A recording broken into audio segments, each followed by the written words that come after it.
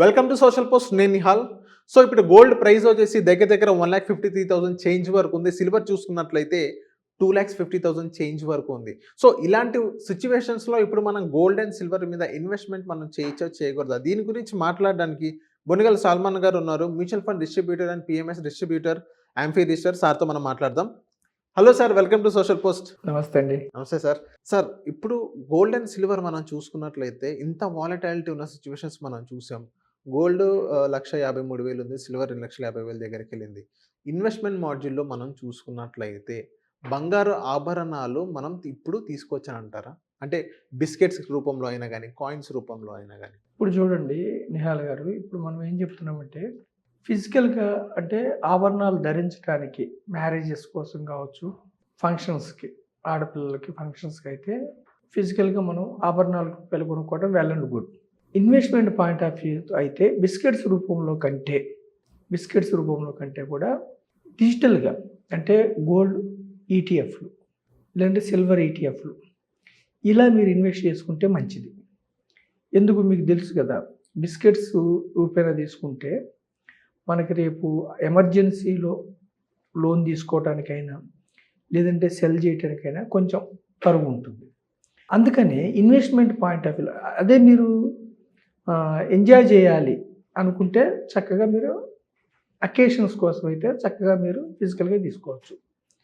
Investment point of వ్యూలో అయితే దీర్ఘకాలం కోసం ఇన్వెస్ట్మెంట్ పాయింట్ ఆఫ్ వ్యూ అయితే మనకి చక్కగా ఈటీఎఫ్లు కూడా మీకు బ్యాక్లో మనకి యూకేలో బ్యాక్ డ్రాప్లో physical gold, physical silver backup పెడతారు, ఇబ్బంది ఏం లేదు.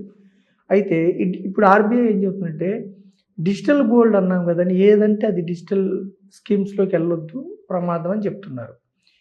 సెబీ రెగ్యులేటెడ్ డిజిటల్ స్కీమ్స్లోకి వెళ్ళండి. SEBI regulated gold ETF fund of funds కానీ, గోల్డ్ ఈటీఎఫ్స్ కానీ వెళ్తే మీకు రేటు ట్రాన్స్పరెంట్గా ఎక్స్చేంజ్లో ట్రేడెడ్ అవుతుంది, ప్రతిరోజు మీకు ట్రాన్స్పరెంట్గా తెలుస్తుంది. సో మనం ఏం చెప్తున్నామంటే గోల్డ్ అండ్ సిల్వర్ గత 1.5 year నుంచి బాగా పెరిగాయని, ఇంకా ఎంత పెరుగుతాయని మొత్తం డబ్బంతా గోల్డ్ అండ్ సిల్వర్లో పెట్టకుండా ఎసెట్ అలొకేషన్ చేసుకోండి. అంటే మొత్తం డబ్బు గోల్డ్ అండ్ సిల్వర్లో పెట్టొద్దు. మనం ఒక 3-4 నెలల క్రితం సిల్వర్ గురించి చెప్పాం. సిల్వర్ ఇండస్ట్రియల్ డిమాండ్ ఉంటే కూడా ఎప్పుడు కరెక్షన్ వస్తుందో తెలియదు అని చెప్పాం. ఎందుకు చెప్పామంటే మనం అప్పుడు కూడా 2014లో సేమ్ సిచ్యువేషన్. సిల్వరు మనకి ఫోటో ఫిల్మ్స్లో వాడేవాళ్ళు. అప్పుడు ఇండస్ట్రియల్ డిమాండ్ ఉంది సిల్వర్కి. ఇలాగే విపరీతంగా పెరిగిన తర్వాత దానికి ఆల్టర్నేషన్ కనిపెట్టారు. డిమాండ్ తగ్గిపోయింది, కరెక్షన్ అయింది. చాలా కాలం వరకు మళ్ళీ సిల్వర్ పెరగలేదు. సో ఇక్కడ కూడా ఎలక్ట్రిక్ వెహికల్స్లో కానీ, సోలార్ గ్రీన్ ఎనర్జీలో కానీ సిల్వర్ వాడకం ఉంటే కూడా ఆల్టర్నేషన్, రీసైకిల్ అని ఆల్టర్నేషన్ కనిపెట్టారనుకోండి, డిమాండ్ తగ్గుతుంది. డిమాండ్ తగ్గినప్పుడు ఏమవుతుంది, రేటు. అందుకే మొన్న ఏమైంది, ప్రాఫిట్ బుకింగ్ కావచ్చు, ఇంకోటి కావచ్చు, 4 లక్షల వరకు వెళ్ళి మళ్ళీ 250 వరకు వచ్చేసింది. అంటే సిల్వర్లో హై వాలటిలిటీ ఉంటుంది. సో పరిగెడుతుంది కదా అని మొత్తం డబ్బులు తీసుకెళ్ళి సిల్వర్లో పెట్టుకుంటే చాలా ప్రమాదం. గోల్డ్ మాత్రం ఎవర్ గ్రీన్. ఎందుకు ఎవర్ గ్రీన్ గోల్డ్ అంటే రాజుల కాలం నుంచి కూడా గోల్డ్ అనేది ఒక స్టేటస్ సింబల్, సంపదకి ఒక స్టేటస్ సింబల్. గోల్డ్ని అక్యుములేట్ చేసుకుంటే ఒక విలువ అనమాట. అదే కాకుండా గోల్డ్ ఆభరణాల కింద మలుచుకోవచ్చు.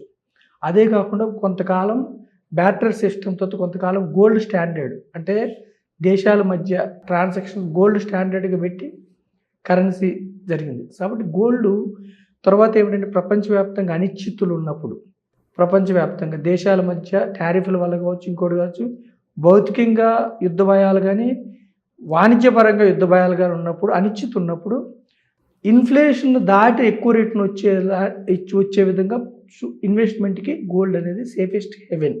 గోల్డ్కి ఎప్పటికీ విలువ ఉంటుంది. ఎంత పర్సంటేజ్ పెరుగుతుందంటే హిస్టారికల్గా 9-10% పెరిగింది. ఈ 1.5 year ఎక్స్క్లూడ్ చేస్తే హిస్టారికల్గా 9-10%. అంటే ఇన్ఫ్లేషన్ దాటి ఎక్కువ రావాలంటే గోల్డ్ అనేది సేఫెస్ట్ హెవెన్. అయితే మీరు ఇన్వెస్ట్మెంట్ పాయింట్ ఆఫ్ వ్యూలో చేసుకోవాలంటే ఈటీఎఫ్లు కానీ, ఫండ్ ఆఫ్ ఫండ్స్లోకి కానీ వెళ్ళొచ్చు. గోల్డ్ అనేది ఎవర్ గ్రీన్. సిల్వర్ మాత్రం మీరు హై వాలటిలిటీ ఉంటుంది. ఇండస్ట్రియల్ డిమాండ్ ఎప్పుడైనా తగ్గొచ్చు. అవును. తర్వాత ఆల్టర్నేషన్ అంటే సిల్వర్ బదులు కాపర్ కానీ ఇంకోటి కానీ కనిపెడితే తగ్గొచ్చు. ఎలాగో ఒకసారి ర్యాలీ మిస్ అయిందని కొంటూ 4 లక్షల వరకు వెళ్ళారు, మళ్ళీ 4 లక్షలు ఉన్న వాళ్ళు లాస్ అయ్యారు. హై వాలటిలిటీ ఎప్పుడు కూడా హై వాలటిలిటీ ఉన్న దాంట్లో ప్రజలు ఆచితూచి ఇన్వెస్ట్ చేయటం మంచిది. అందుకని ఎప్పుడు కూడా మీ దగ్గర 100 రూపీస్ ఉంటే 100 రూపీస్ని గోల్డ్ అండ్ సిల్వర్ కాకుండా asset allocation 10 to 15% gold and silver, మిగతాది మీరు రిస్క్ తీసుకున్న సామర్థ్యం ఉంటే ఈక్విటీస్ కొంత బాండ్స్, రియల్ ఎస్టేట్. అంటే ఎట్లాగో రియల్ ఎస్టేట్ గోల్డ్లో మన భారతీయ ప్రజలు చక్కగా అసెట్ అలొకేట్ చేసుకుంటారు. ఈక్విటీసే వాళ్ళకి కొత్త.